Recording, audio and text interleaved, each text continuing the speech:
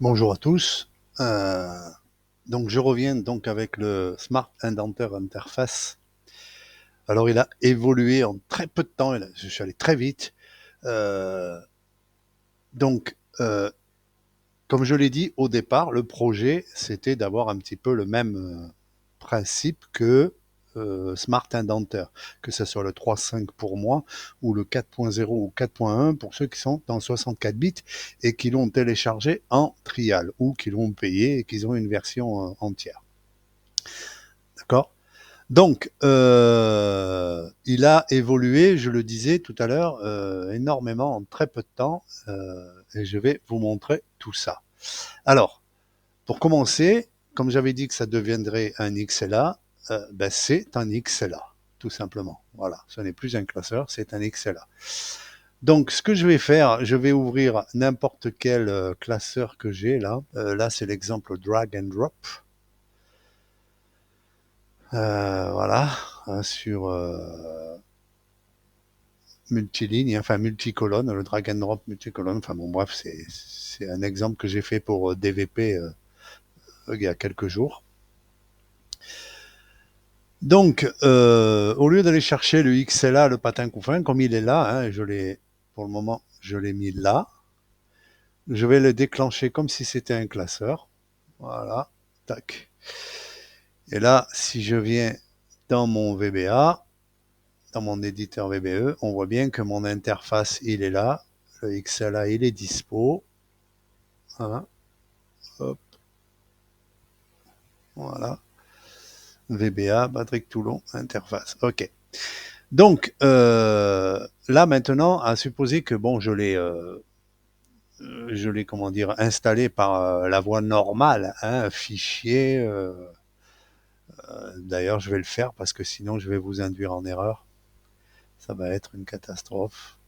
Je ferme tout. Voilà. Je vais ouvrir ce fichier. Patin couffin. Je vais à la fichier, options, complément, atteindre.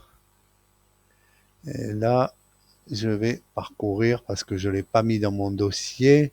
Bureau, indentaire XLA. Voilà. Alors, la référence du VBA Project, c'est VBA Indentaire Interface. D'accord? OK. Allez, maintenant qu'il est installé, hop, hop, je vais dans Visual Basic. On voit bien qu'il est là. Alors, je l'ai déjà dit à Dudu, appeler une fonction d'un XLA simplement en ayant fait comme ça, activer, cocher le truc, on ne peut pas appeler des fonctions. Par contre, ce que fait Dudu, c'est faire fonctionner les fonctions de son XLA dans d'autres classeurs. Ça, c'est possible. Ne pas confondre pouvoir appeler des fonctions et des subs publics de n'importe quel euh, comment dire, classeur, hein, workbooks, euh, d'une fonction XLA. Ça n'est pas possible, à moins d'y aller à outils, à référence, et activer la référence. Là, j'ai le VBA indentaire interface Patrick Toulon. Voilà, ça, c'est la référence. OK. Donc là, en l'occurrence, j'en ai pas besoin, hein, puisque tout se passe dans le XLA, en fait. Hein. Donc, là, j'ai un classeur avec des modules. C'est le projet démo VPAT Drag and Drop Lixbox. D'accord. XLM. Je vais dans un module, n'importe lequel. OK. Là, je vais réduire ça. Je vais cliquer droite dans le module. Et là, je trouve Smart Indenter. Donc ça, c'est ma version 3.5 de Smart Indenter. Et je marque et je trouve ma version à moi, mon complément VBA Indenter, dans lequel j'ai soit indentaire interface, soit indenter le module directement. Pour vous montrer, je vais choisir le module. Et voilà. Vous voyez, le module m'affiche donc l'interface, hein, l'userform. Comme vous pouvez le voir, il a évolué, hein, en termes de design, en termes de plein de choses. Hein. Les boutons que je disais sur la version bêta 1.0, indentés dans le module ou enregistrés sous, fonctionnent. Hein. Les checkbox, d'ailleurs, je vais vous le montrer. Hein. Tac. Dès que vous avez plus besoin de passer par le bouton indentaire visuel. Si vous cochez directement ce que vous voulez, ce que vous avez besoin, hein, voilà. Donc là, c'est indenté, vous voyez. Je peux l'enregistrer sous, c'est-à-dire enregistrer sous, ben, je vais le faire, comme ça au moins on voit tout. En format texte, bien sûr, je vais l'appeler, je sais pas moi, sauvegarde du module drag and drops en texte dans le bureau. OK. Voilà. Je peux fermer. Là, si je réduis tout ça, hop, j'ai bien mon fichier texte qui est enregistré, vous voyez.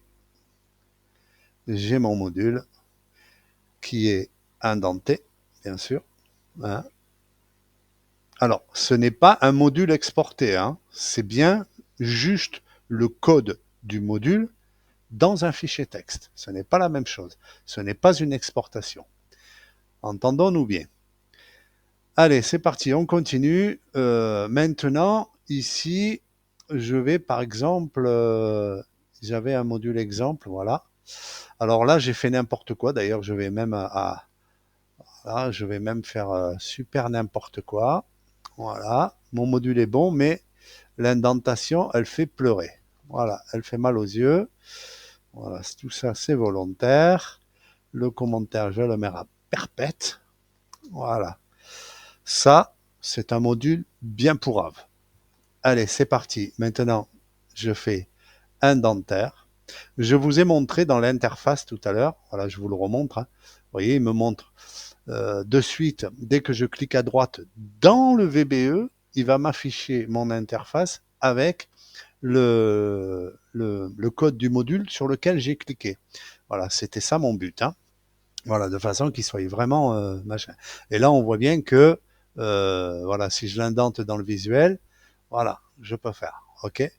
Mais on va pas faire ça maintenant. On va faire directement indenter dans le module. Et là, regardez, tenez-vous bien. Pouf, nickel. Voilà. Mon VBA indenteur interface est parfaitement intégré dans VBE. Voilà. Avec soit une interface pour voir faire plein de choses, hein, notamment enregistrer en fichier texte, hein, et il y aura sans doute des mises à jour et des patins et des couffins. Hein. Sinon, vous pouvez directement indenter dans le module. Voilà, tout simplement. Et là, je viens de vous le faire, de vous en faire la démonstration. Voilà, c'était la version bêta 1.2. Hein. Vous l'avez vu, je le remontre ici, l'interface, il a évolué en termes de design, en termes de fonctionnement. Les boutons sont en fonction. On a toujours parfaitement le, le principe de la, de la combo box hein, pour choisir un module, n'est-ce pas hein, d'ailleurs, je vais le montrer. Hein, voilà. Alors, avant de vous le livrer, je vais rajouter aussi dans le XLA une mise en place dans le ruban pour afficher simplement l'interface sans aller dans le VBE. C'est pour vous dire que je vais vraiment l'intégrer dans la sphère Excel, enfin dans la sphère de l'environnement du fichier lui-même, où il peut être atteint partout. Voilà. Et il peut atteindre partout aussi. Voilà. Donc, je vais vous le montrer. Hein. Ça change pas. Hein. Si je prends ici, voilà, j'ai mon module exemple ici, et j'ai le drag and drops. Voilà, je vais prendre celui-là, par exemple. Hein. Voilà. Hop. Voilà, j'ai répété ma bannière 2 fois, je sais pas pourquoi. Voilà. Donc, ici, là, là, là. Ici, là, là, là. Ici, c'est ce module ici. Voilà. Donc là, si je l'indente dans le visuel, Voilà, il est indenté, c'est propre et net, comme vous pouvez le constater. Hein. J'ai néanmoins quelques défauts. Ici, par exemple, le N-sub n'est pas bien collé à gauche. Alors, il s'avère que j'ai fait l'essai avec le Smart Indentaire qu'on peut télécharger, que ce soit le 4.0 ou le 4.1. Effectivement, quand il y a beaucoup de commentaires comme ça, du style ça, du truc comme ça, il y a des petits déraillements. Et là, j'ai exactement les mêmes. Ce qui me fait penser que je suis pas loin de la solution que eux ont utilisée. Je ne sais pas comment ils se démerdent, pardonnez-moi l'expression, pour indenter dans Smart Indentaire 3.5 ou 4.0 ou 4.1. Je ne sais pas, honnêtement. Mais je suis quasiment, je suis un peu, je doute qu'ils aient utilisé du HTML comme j'en ai eu l'idée moi-même. Voilà. Puisque je me retrouve exactement avec les mêmes petits défauts. Cela dit, on va pas pleurer pour le N-sub qui a un espace en trop. Hein. Ça ne gêne absolument à rien. Hein. J'essaierai dans l'avenir de corriger, hein, d'une manière ou d'une autre. Il y a toujours un moyen de corriger. Hein. Voilà. Euh, mais dans tous les cas, j'ai essayé plein de choses et j'ai exactement, s'il y a des défauts, j'ai exactement les mêmes défauts que Smart euh, Indentaire 3.5. Voilà, moi j'ai le 3.5 pour 32 bits. Hein. Pour les 64 bits, c'est le 4.0 et le 4.1 qui est en version payante maintenant, disponible pendant 30 jours en version trial. Hein. Exactement les mêmes défauts. Je suis convaincu qu'ils utilisent du HTML. Voilà. Un petit peu comme je l'ai fait. Alors peut-être différemment, hein, peut-être, j'en sais rien, honnêtement. Mais dans n'importe quel cas, là, vous voyez que mon indentation est propre, à part ce petit N-sub qui arrive à la fin. Hein, mais je corrigerai n'importe comment dans tous les cas. Voilà. Donc là, quand je choisis un module ici, hein, parce que ça a changé ça aussi, voilà, hop, hop, vous voyez, j'ai le nom du classeur et j'ai le nom du module. Voilà, rien n'est perdu. Voilà. Donc, par contre, quand vous avez, je montre tout, hein, parce que comme ça au moins, quand vous avez ici, par exemple, allez, j'appelle l'interface à partir de VBE dans son environnement contextuel, hop, hop, hop, hop, hop, je le remets parce que je l'ai coupé, hop, hop, hop. Vous voyez, j'ai juste le nom du module. Là, j'ai cliqué sur le module exemple, j'ai juste le nom du module. Voilà. Ça n'est pas très important dans le sens où, si je veux sauvegarder en texte, de toute façon, le nom, il va changer. Le nom, je vais le mettre même moi. Et au combien même, je pourrais mettre exemple. Si je veux indenter dans le module, de toute façon, j'ai pas besoin de connaître le nom du classeur du VB Project et du patin du couffin pour atteindre le VB Component, puisque là, pour la simple et bonne raison, c'est que quand j'ai cliqué sur le menu contextuel droite dans VBE, j'ai envoyé dans l'interface VBA Indenter un objet, une variable objet VB Component.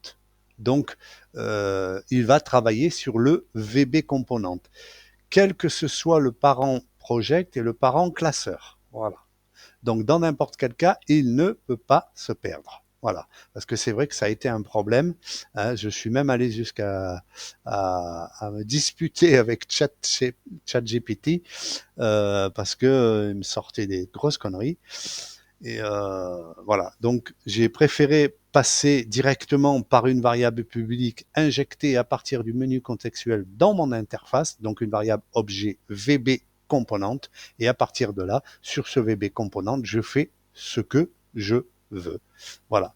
Donc là, dans n'importe quel cas, là par exemple, hein, vous voyez, j'ai fait ça. Je vais faire ça. Voilà, et je vais indenter dans le module. Exemple. Voilà. Et vous voyez, il me l'a remis. Voilà. Donc, je peux indenter le module à partir de l'interface. hein, et je peux indenter le module sans afficher l'interface. Et je vous le remontre. Hop, hop, hop, indenter le module, tac, hop, hop, hop.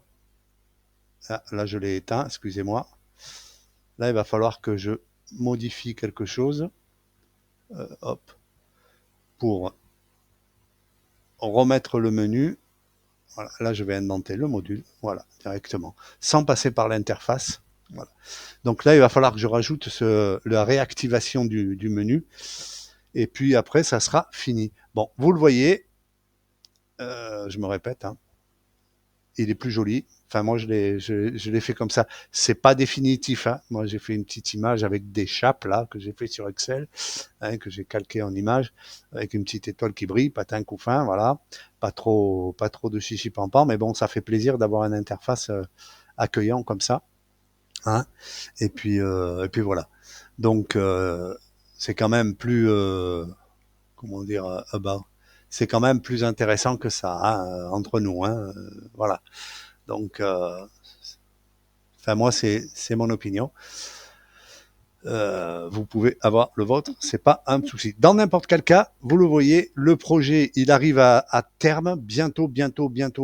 On est pas loin, quelques petits défauts à corriger, mais dans n'importe quel cas, ces défauts ne sont pas catastrophique dans le sens où ça ne détruit rien. Voilà. Ça ne détruira rien de vos fichiers. De toute façon, dans n'importe quel cas, les codes, comme d'habitude, comme le Ribbonix, comme les boîtes de dialogue que j'ai fait, comme les messages gauche, comme les sélections d'imprimantes, etc., le code est ouvert. Voilà. Donc, il est ouvert et donc la discussion est ouverte à toute proposition susceptible d'aller dans mon sens, parce que c'est quand même mon idée, hein, et c'est quand même mon travail.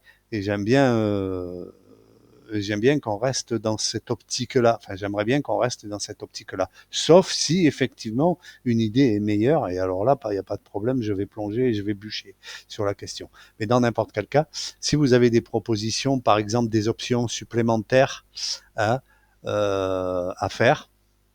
Par exemple, là prochainement, je vais ajouter les commentaires, hein, parce que les commentaires indentés ou pas, hein, euh, prochainement, après, il est prévu aussi un correcteur de code, c'est-à-dire les subs et les conditions imbriquées qui sont monolignes comme ça, comme un peu, j'ai souvent, même un peu, même très souvent, l'habitude de faire pour compiler des codes qui deviennent indigestes pour les gens un peu moins expérimentés. Je vais faire un module supplémentaire qui va justement disséquer justement ces lignes de code imbriquées monolignes là, pour en faire par exemple une condition if à la ligne machin, à la ligne else, à la ligne machin, à la ligne indif. Voilà, de façon à corriger un petit peu ça pour ouais, pour le fun en fait, hein. C'est vraiment l'exercice de style qui me plaît. Donc voilà. Mais ça, c'est encore c'est encore dans l'œuf, hein. C'est pas pour aujourd'hui, hein. Aujourd'hui, le but était de vous offrir le moyen d'indenter vos codes sans passer par des installations triales ou des installations payantes, hein. C'est cadeau, voilà. Et puis j'espère que vous apprécierez le travail. Merci à tous et j'espère avoir beaucoup de vos retours, notamment sur des idées sur les options. N'hésitez pas, donnez, envoyez la patate. Allez, merci les gars, bye.